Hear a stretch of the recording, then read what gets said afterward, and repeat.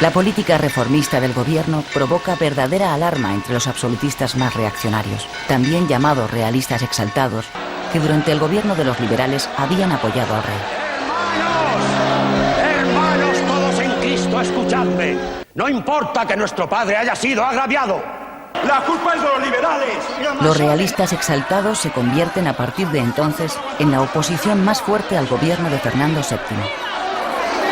En 1826, la rebelión de los realistas se hace fuerte en las zonas rurales. Y es en Cataluña donde al calor de una revuelta de campesinos adquiere más fuerza. Aquel movimiento de rebeldía es conocido como la Guerra de los Agraviados. Entonces es cuando se oye por primera vez el grito de ¡Viva Carlos V! ¡Viva el rey don Carlos!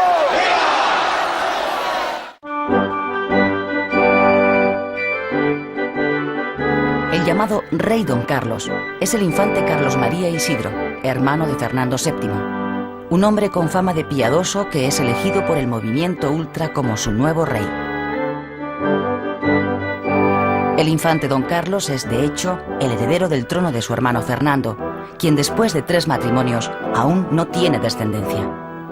La prematura muerte de la tercera esposa del rey, María Amalia de Sajonia, en la primavera de 1829, aumenta las posibilidades sucesorias del infante Don Carlos. Para desesperación de los realistas exaltados, 6 meses después de enviudar, Fernando VII, que tiene 45 años, vuelve a contraer matrimonio. Su cuarta esposa es su sobrina, María Cristina de Borbón, de 23 años.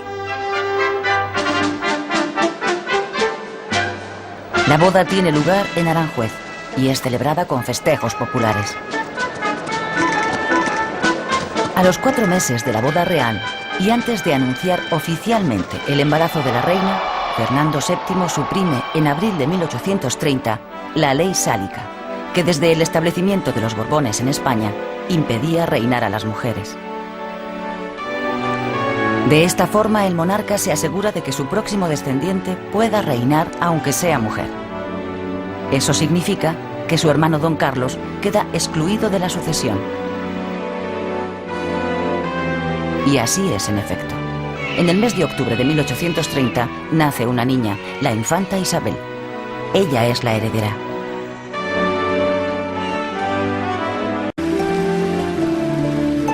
En el verano de 1832, estando en el Palacio de la Granja, Fernando VII cae gravemente enfermo. La enfermedad del rey es aprovechada por uno de sus ministros, Diego Calomarde, para que éste firme un documento por el que se restablece la ley sálica. Pero esa intriga palaciega, cuyo único objetivo es conseguir el acceso al trono del infante Don Carlos, fracasa en cuanto Fernando VII se restablece. En vista de lo sucedido, el rey decide deshacerse de sus ministros más integristas y recurre a liberales moderados en una operación destinada a obtener su apoyo para asegurarse de que su hija Isabel le suceda en el trono.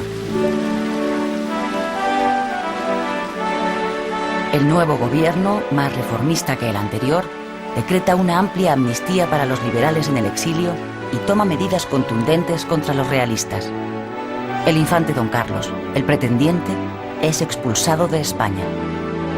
Además, y para asegurarse la sucesión de su hija, la infanta Isabel, que aún no ha cumplido los 3 años, el rey se las arregla para que jure como princesa de Asturias.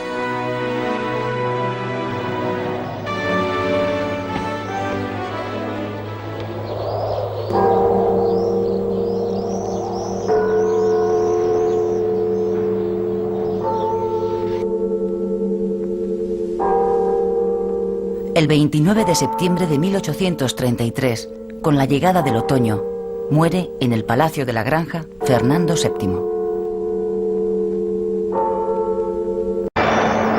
Mientras su cuerpo es enterrado en el Escorial, su hermano Don Carlos, que no reconoce a su sobrina Isabel como nueva reina, se autoproclama rey y se subleva.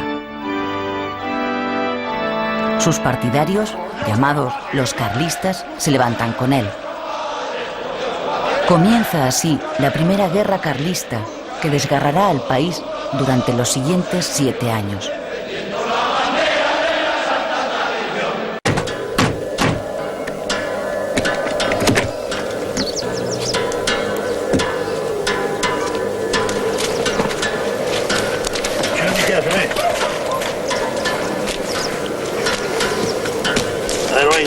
de nagar visayesen.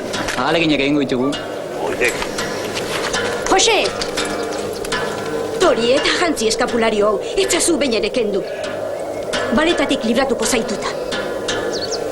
Con el pretexto del pleito sucesorio, se enfrentan en el campo de batalla dos visiones de España, dos formas de entender el Estado, el gobierno y la sociedad. En un bando pugna por imponerse la idea de la monarquía tradicional, representada por el infante Don Carlos, respaldado por la intransigencia religiosa del clero rural y de los campesinos de Cataluña, Aragón, Valencia, Navarra y las provincias vascongadas. a la batalla, a la lucha. Hay hierro más que abundante aún en nuestras montañas y madera más que suficiente en nuestros bosques para armar vuestros brazos y así anodar al enemigo que levanta la destructora tea del incendio sobre el hogar en el que visteis morir a vuestros padres. ¡Fusiles en ristre! ¡Vamos! ¡Vamos! En el otro bando se alza la idea de la España liberal, heredera de la Ilustración y las Cortes de Cádiz, que cuenta con el aparato del Estado, con el apoyo del ejército regular, con el entusiasmo de la burguesía y con el favor de la nobleza. ¡A por esos bastardos! ¡Vamos!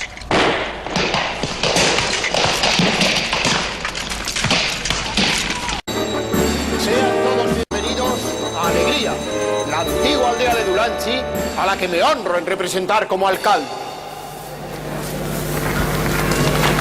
Antes de nada, quiero pedirles, queridos forasteros, que se hagan a la idea que estamos en el año de 1834. El país está en guerra civil. Resulta que los partidarios de Don Carlos, los carlistas, no quieren que una mujer, la niña Isabel, alcance el trono de España. Y en Alegría, como en todas partes, se discute acaloradamente de política, aunque la sangre aún no llega al río. Altar y trono. Fraternidad. En Dios nuestro Señor. Libertad. Barbarie. El liberalismo en la barbarie. Igualdad. ¡Basta, basta! Hasta ahí podíamos llegar. Igualdad. ¡Qué aberración! La insurrección carlista se ve desde el primer momento favorecida por la falta de decisión de los partidarios de la regente María Cristina, llamados los cristinos, mucho más atentos a las reformas políticas que a acabar con el alzamiento ultraconservador. Los primeros choques de la guerra se saldan a favor de los carlistas, sobre todo los dirigidos por el general Tomás de Zumalacárregui, un excelente estratega que sabe sacar partido a la falta de respuesta de los liberales.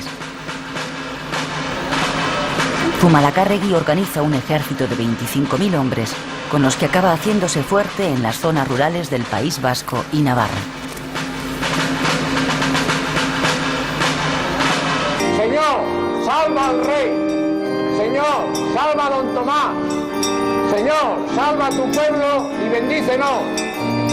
Don Tomás Zumalacárregui, que el Dios de los ejércitos sea tu protector. En vista de que la guerra empieza marchando bien para los carlistas, el infante Don Carlos decide tomar Bilbao en contra de la opinión del general en jefe de sus tropas, Zumalacárregui, más partidario de lanzarse sobre Vitoria para luego poder dirigirse hacia Madrid. El asedio a la capital vizcaína comienza en el verano de 1835. Con el sitio de Bilbao se pone de manifiesto el resentimiento de las gentes del campo hacia las de la ciudad. Las tropas carlistas, en su mayoría formadas por campesinos, ven a las ciudades como el refugio del liberalismo responsable de todos los problemas que padece el mundo rural. El alzamiento carlista se afianza, además de en el País Vasco y Navarra, en otras zonas de España: Aragón, Cataluña, Castilla, Galicia o Extremadura. En la zona de Levante, en el Maestrazgo, surge otro caudillo carlista, Ramón Cabrera, que además de asegurar la zona para los carlistas, se hace tristemente famoso por el grado de violencia que desata después de que su madre sea fusilada por el ejército liberal. El mundo va a temblar. La sangre correrá hasta pasar por encima de esos montes. Todo un lago de sangre. Y yo ahogado en ese lago. Escriba, orden general. Formará toda la división en el acto. Se distribuirán compañías por todos los pueblos de las inmediaciones. Se pasará de huello a todas las familias de los cristinos hasta la 4ª generación. 40 días de degüello.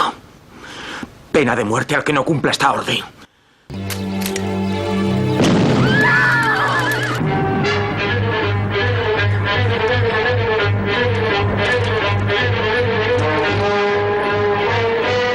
El asedio de Bilbao, defendida con uñas y dientes por las milicias locales, se cobra inesperadamente la vida del general en jefe de las tropas carlistas.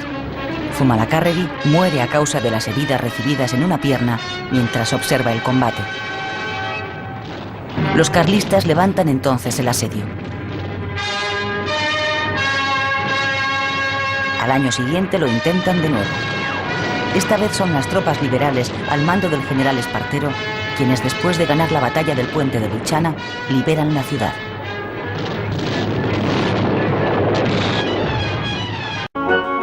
Después de fracasar en los 2 asedios de Bilbao, los carlistas cambian de táctica.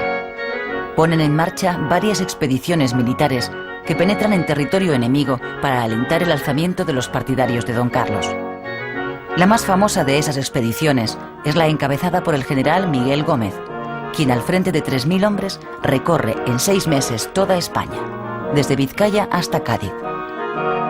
La expedición se salda sin éxito, pero el hecho de que se haya podido realizar evidencia el escaso control que el ejército liberal ejerce sobre el territorio nacional.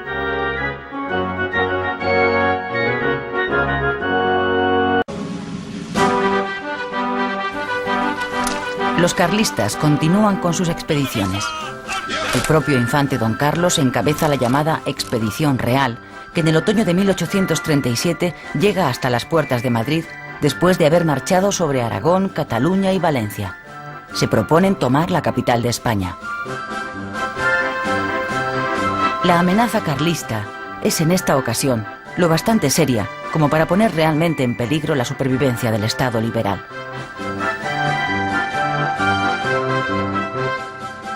Para evitar la desmoralización popular y dar confianza a los madrileños, María Cristina, la reina regente, se pasea en su carroza por la ciudad y visita a las tropas que la defienden.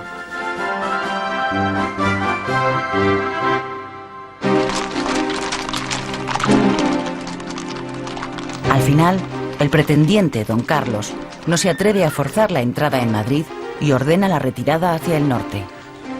Pero esta decisión suya provoca una gran crisis interna en el carlismo, que se divide entre los partidarios de buscar una salida pactada con el ejército liberal y quienes defienden que hay que seguir con la guerra. 2 años más tarde, en 1839, acaba imponiéndose la facción encabezada por el general Maroto, jefe supremo del ejército carlista, quien manda fusilar a los generales que no están de acuerdo con el fin de la contienda.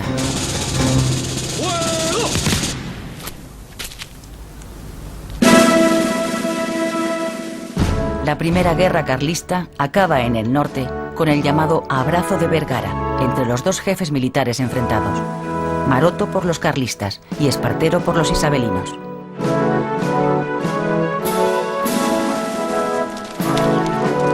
El general liberal se compromete a pedir al gobierno el mantenimiento de los fueros en las provincias vascongadas y en Navarra.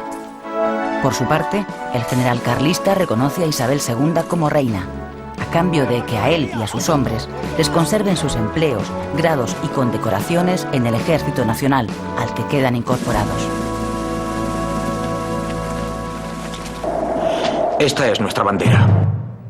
A pesar de la paz alcanzada en Vergara, el general carlista Cabrera continúa la guerra en el Maestrazgo durante 1 año más, hasta que, acosado por el ejército liberal, huye hacia el exilio.